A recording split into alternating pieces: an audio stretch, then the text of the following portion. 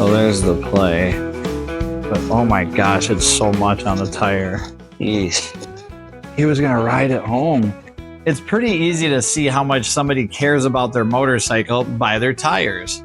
If you went through all this work of restoring this motorcycle, repainting it, taking all these pieces off, putting them all back on, to just put this garbage rubber back on it and expect it to perform in any capacity, especially a safety situation, it's not going to do it. And the movement is just unbelievable. And it's not just back and forth, it's side to side. Because I thought on most bikes there's supposed to be a washer, big washer underneath that. See how the head of the bolt has scraped the aluminum of the upper triple tree? I would think there's supposed to be a spacer or a washer underneath of that. Back here you can just tell it's low. Let's see how much pressure's in it. We have just your standard Dunlop 32 for a ride home. Oh, yeah, we don't have enough to even get it to 20. Yeah, there's no pressure in there. Let's inflate it.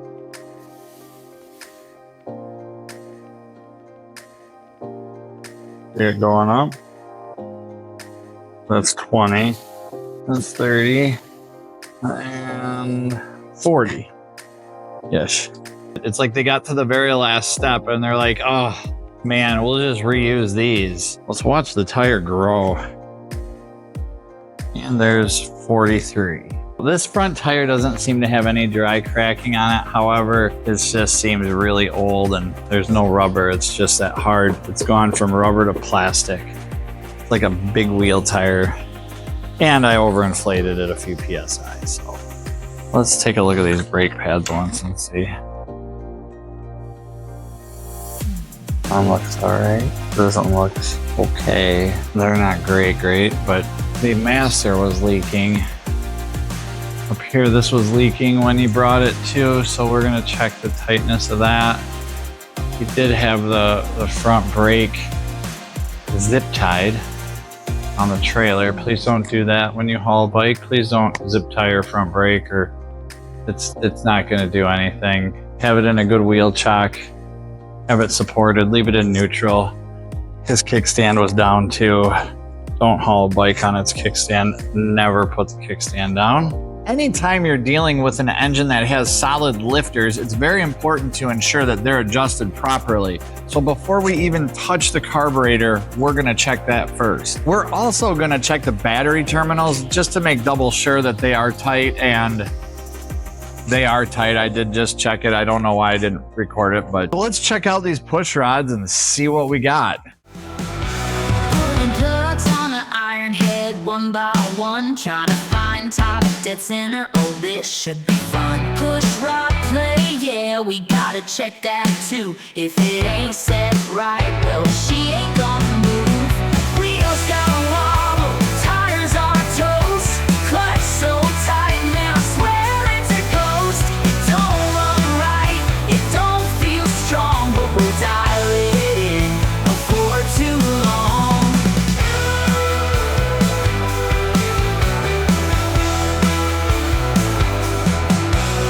Front wheels loose like a busted up dream. Rear tires flatter than my last tank of gasoline. Buddy tried to fix it, but he twisted in vain. Now I'm here, spinning wrenches again. I noticed this. That squirts a little. Yeah, I mean, it's full. It's like a raft ride on a lazy river. This customer originally bought this bike for his wife and daughter and kind of a backup fun bike for him. His main bike, 1800 VTX, and his intentions were to get this as like a first starter bike for his wife and daughter to learn on. And we all know that there are much better bikes in the world for that. I don't think that this has a place for that in this day and age, given with the options that are out there. However, to each their own. He bought it from his friend who restored it, I believe. I don't know the whole story on that, but he went there to ride it home. He was gonna ride it, just get on it and go. I don't know how far it was, but either way, with the tires in the condition they were, that front wheel bearing play,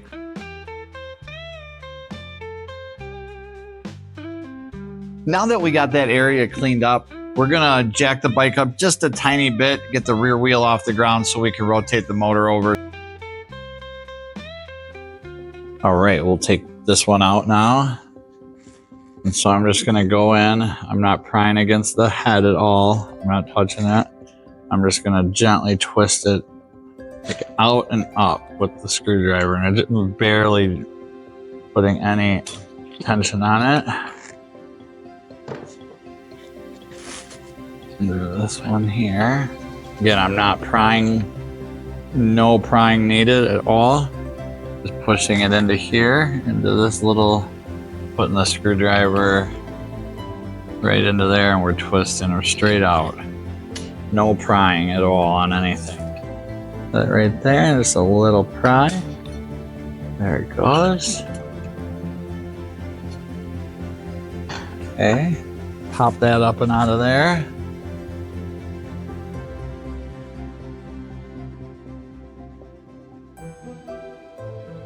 Again, I'm not prying on this. We're just putting it in and a little twist.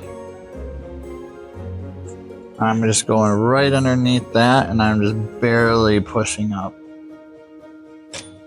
Okay, so we know we're down all the way. I'm just gonna feel it quick just for the heck of it. It rotates really nicely like it should. You can go right up there. You right about there. Let's see if it goes down any further. That is tight. Yep, so tight. So tight. We're gonna go another revolution just to make double sure. Here it's going up, down, oh, and down. Yeah, it's tight. So tight. Okay, look at this wrench. I was just looking at it to see the size. I've never seen that name on any tool in my life. I've owned this wrench for so many years. I don't know how I obtained it, but I'll have to start looking now and see if I have any more King Dick half-inch English-made wrenches. Very interesting. Oh, it seems to fit on there nice. Put that there. There it goes. I want it to spin nice and freely, but no vertical. So we want it to spin freely. No up and down play, just nice and freely. This is really tight. Feel it again, feels good. Now that the push rods are adjusted well, let's put the covers back on and get to that carburetor. When installing the push rod retainer cover clips, it's very important that we make sure that this is seated correctly into the upper rocker box and the O-ring is in there. It's all concentric, everything lines up good, fits in there snug.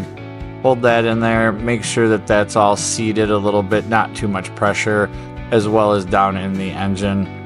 You're gonna push your little clip retainer plate up in there. Sorry, my fat wrist is in the way, and then just kind of wedge it, and it's just literally just slides right back into place. And then we're gonna just wiggle it a little bit, move it, make sure that it's not going anywhere. Look up in there, make sure everything is looking good. From what I was told, that if it's not right and one of those O-rings is out or hanging over, it's just not going to go in that clip. That retainer will not go in. So we're going to continue to do that to the other 3 push rod covers and get this carburetor looked at. Now that we've done a good assessment on this bike, I want to look at just a few more things before we start it and see how it's running. I don't want to pull the carb off and apart yet. I want to see exactly what it's doing because I found that in there. So just to make sure our ignition is all good, like I have no idea, and I'm not going to rip a carb apart without hearing the bike run first, seeing what the symptoms are. So in order to do that, we need to set some base settings on this Super E. We're going to put our idle mixture at 1 1/4 out.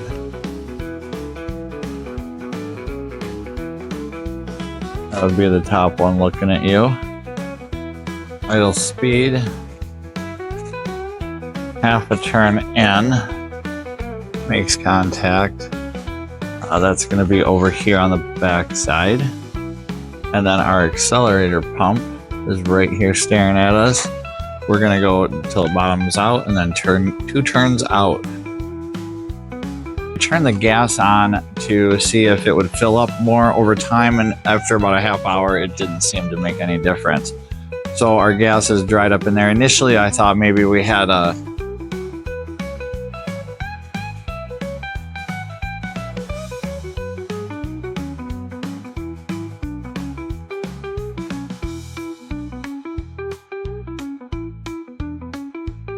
float level issue causing it to be overfull, and we still may, but I want to run it and just see what it sounds like and how it's exactly running, what its symptoms are before we proceed.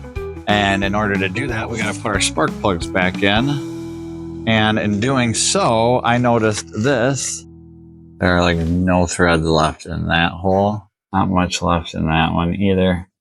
Also, where are you? There you are. So we'll get the plugs back in the head. Oh, that's what I was going to show you, is these spacers.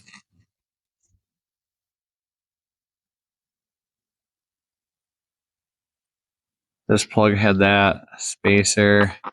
This one had like a washer of a spacer. This one had stock. And this one had stock plus handmade with side cutters copper washer. So I don't know if that's to grab extra plugs.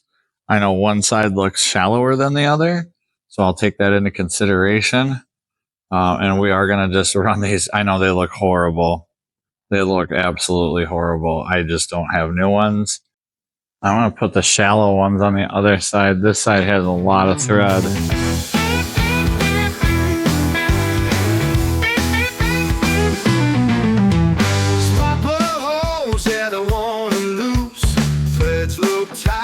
Seen some abuse. Blood came out looking dark to me, reaching foul like a two-stroke dream. Found an exhaust, pushed my way too tight. No wonder this thing ain't running right. It's got a twin-tech sparking deep inside, but she ain't got nothing if the valves can't ride. We ain't taking the Carb apart just yet. And see what we get.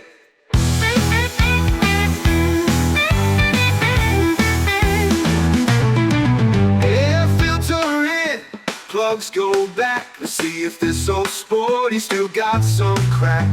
One last check, now fire it loud. Ironhead thunder, make the neighbors proud.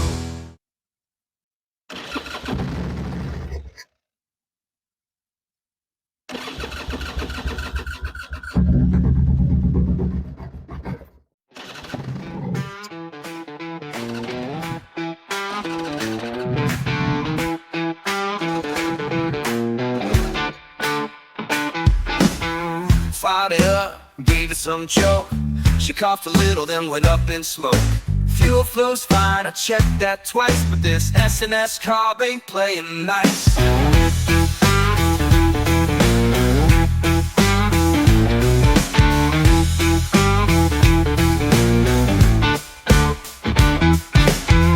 Pulled the bolt, and what did I spy? A pile of jet green like moldy pie. Sticky gum stuck deep inside, floats off too. It's a bumpy ride.